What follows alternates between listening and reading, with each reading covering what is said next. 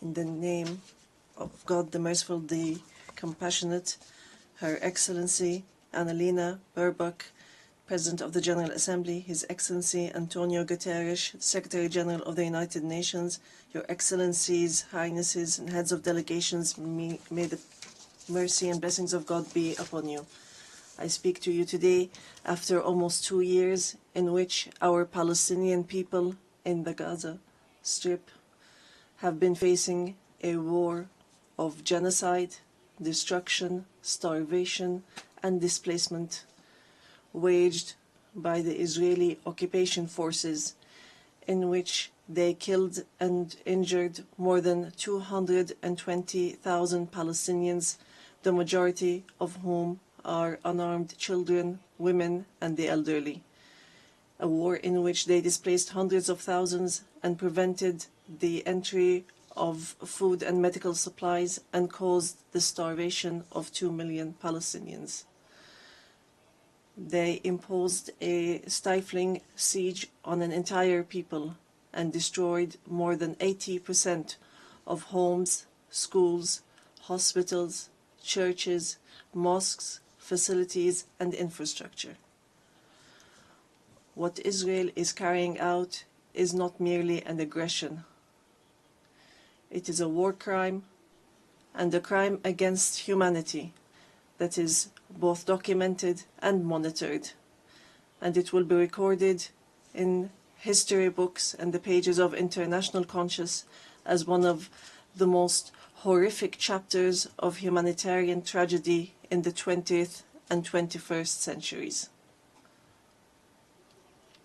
In the West Bank, including East Jerusalem, the capital of the State of Palestine, the extremist Israeli government continues to implement its settlement policies through illegal settlement expansion and developing projects for annexing settlements. The latest was the construction plan for E1, which would divide the West Bank into 2 parts and would isolate occupied Jerusalem from its surroundings and would undermine the option of the two-state solution in a blatant violation of international law and relevant Security Council resolutions, specifically Resolution 2334. Furthermore, the Israeli Prime Minister announced a plan for what he calls Greater Israel, which we reject and completely deplore, and which involves expanding into sovereign Arab states. In addition to the brutal attack against the sisterly state of Qatar, which we condemn and see as an escalation that is grave and a blatant violation of international law, which requires a decisive intervention and deterring procedures and measures for such expansionary plans. With official support and through increasing facilities, the terrorism of settlers increases. They burn homes and fields, they uproot trees and attack villages and attack unarmed Palestinian civilians. In fact, they kill them in broad daylight under the protection of the Israeli occupation army. Furthermore, the Islamic and Christian religious sites in Jerusalem, Hebron, and Gaza Strip have not been spared the attacks which have damaged the mosques, churches, and cemeteries in a blatant violation of the historic status quo and in a clear violation of the provisions of the international law. Despite all what our people have suffered, we reject what Hamas carried out on the 7th of October. These actions that targeted Israeli civilians and took them hostages, because these actions do not represent the Palestinian people, nor do they represent their just struggle for freedom and independence.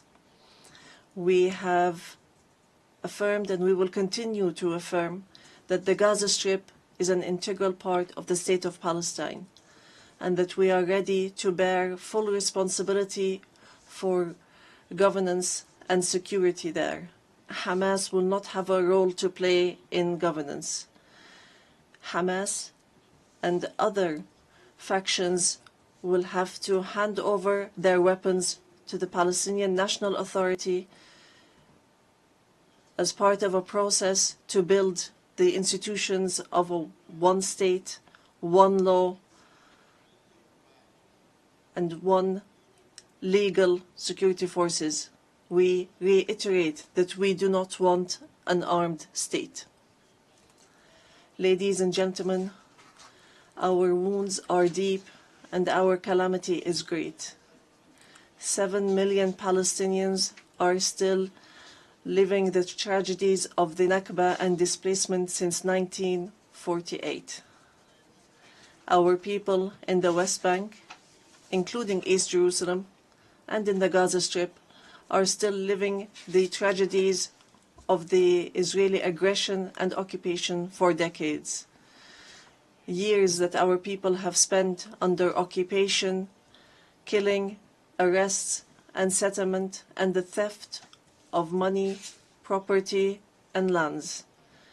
And this still continues without any deterrent or accountability.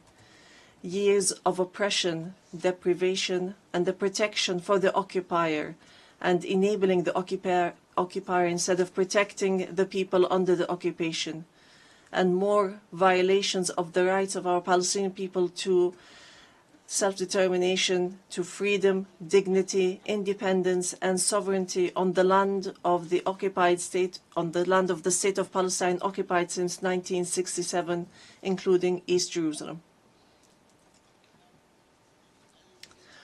More than 1,000 resolutions at the United Nations, not one of them was implemented.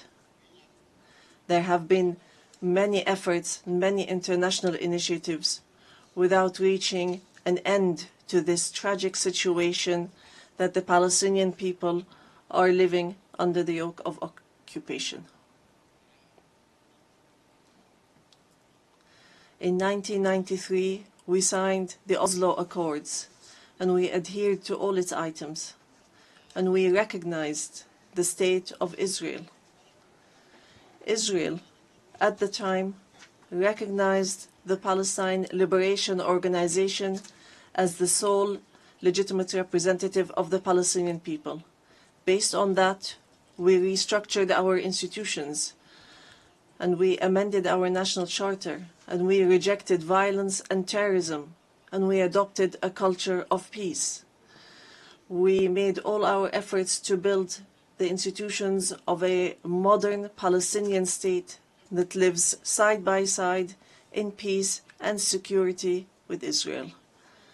But Israel did not adhere to the signed agreements and has worked systematically on undermining them. Ladies and gentlemen, just 3 days ago, we met at a high-level international conference in New York under the joint chairmanship of France and the Kingdom of Saudi Arabia, with wide-scale international presence and united positions that expressed a genuine international will to put an end to this historic conflict by recognizing the State of Palestine, ending the occupation, and returning hope to both the Palestinian and Israeli people. And here I would like to, on behalf of the Palestinian people, to express our gratitude and appreciation to all the states that recently recognized the State of Palestine and those that intend to recognize the State of Palestine soon. We urge all the states that have not done so yet to recognize the State of Palestine. We call on supporting Palestine obtaining full membership in the United Nations. It should be noted that we have already recognized Israel's right to exist in 1988 and in 1993, and we still recognize this right.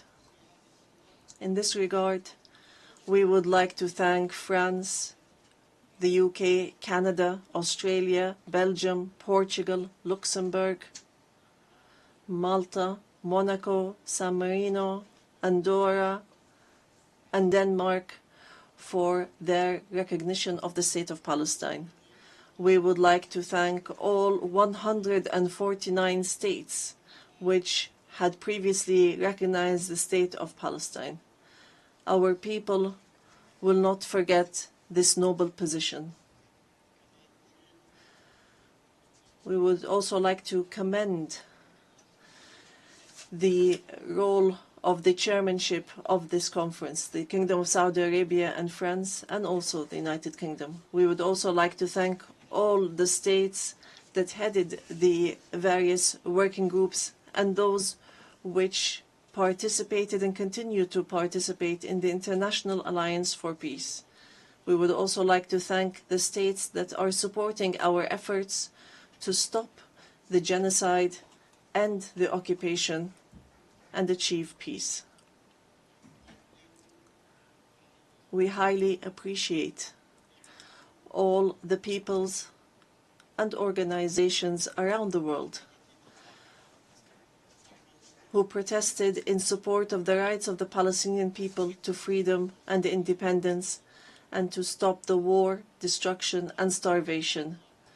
We reject confusing the solidarity with the Palestinian cause and the issue of anti-Semitism, which is something that we reject based on our values and principles. Within the framework of welcoming the outcomes of the International Conference for Peace, we reiterate today before the General Assembly the following points. First, the need for an immediate and permanent end to the war in Gaza. Second, the entry without conditions of humanitarian aid through United Nations organizations, including the UNRWA, and to stop using starvation as a weapon. And here we would like to thank the brotherly and friendly states and organizations that have been sending aids. Third, the release of all hostages and prisoners on both sides.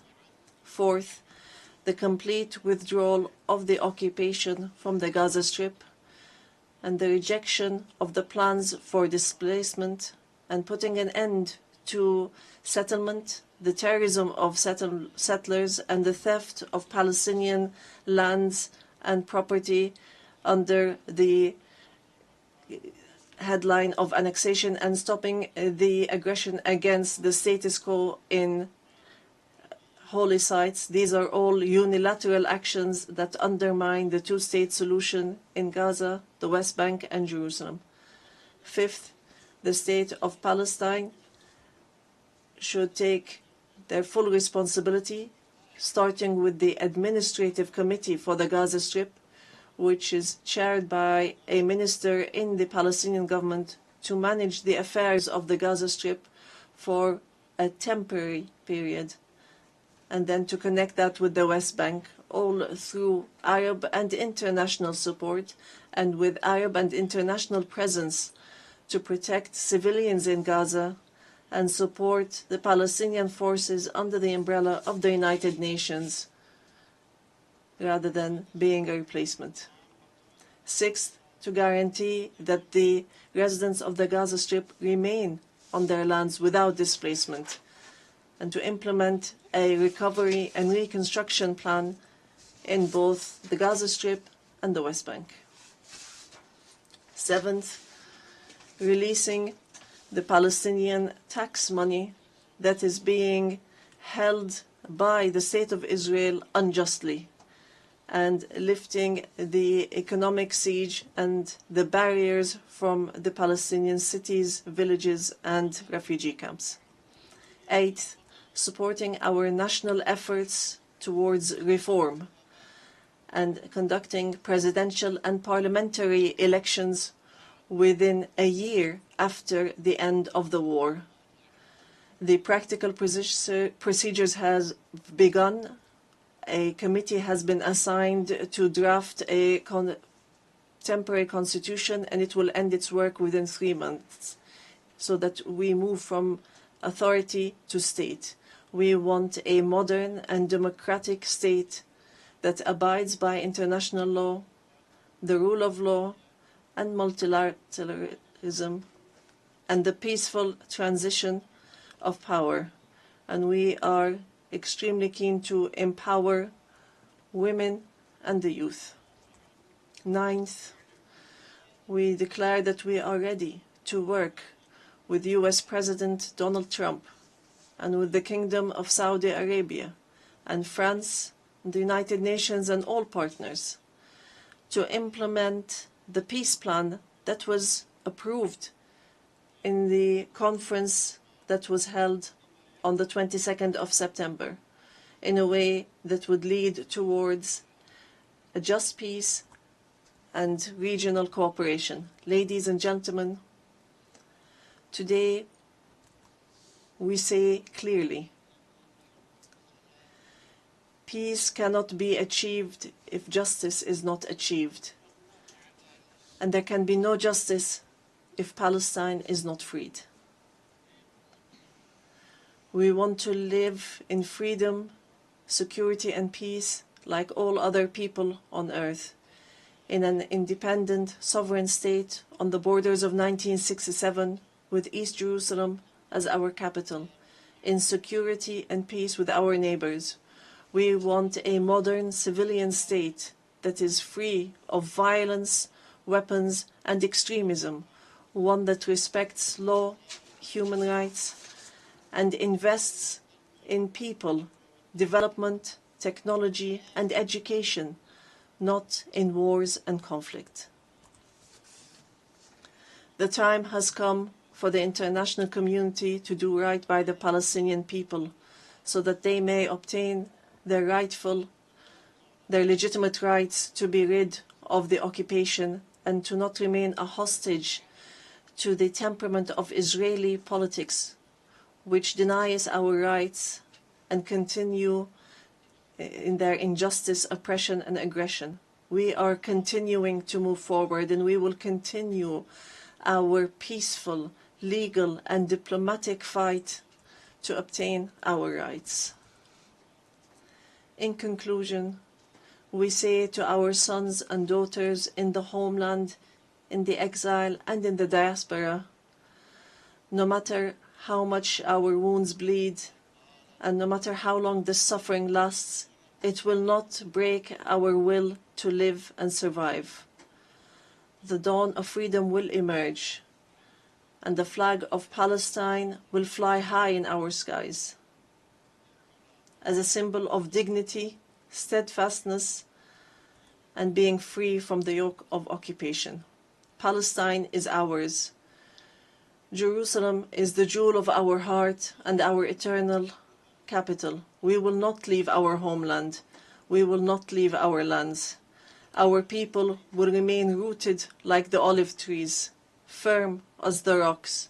We will rise from under the rubble to rebuild and to send from our blessed and holy land the messages of hope and the sound of truth and right, and build the bridges of just peace for the people of our region and the entire world.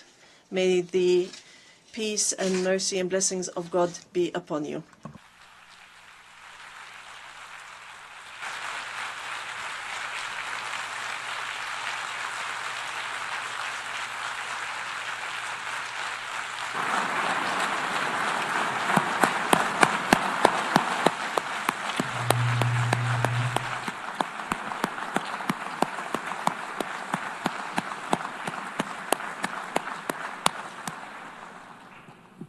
On behalf of the Assembly, I wish to thank His Excellency Mahmoud Abbas, President of the State of Palestine.